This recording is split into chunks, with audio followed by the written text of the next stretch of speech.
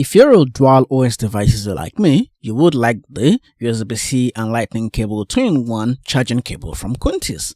Let's go ahead and open the box and see what comes in the packaging. You can see it's labeled Quntis and you can see the description generally on the box on what you expect to see when you open up the packaging. So I rip it open using my nice unboxing knife, and then I see two cables.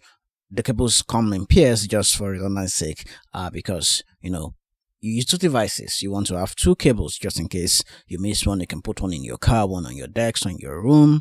That's generally why I see me using 2-in-1 cables. So let's go ahead and actually get this open. It's a pretty long cable, as you can see. It is really long and it's nice and affordable cable. And to make it adapted to your device, all you have to do is snap out the head on the cable. Now, let's actually go practical and connect this up to my Samsung S21 Ultra and my iPhone XS.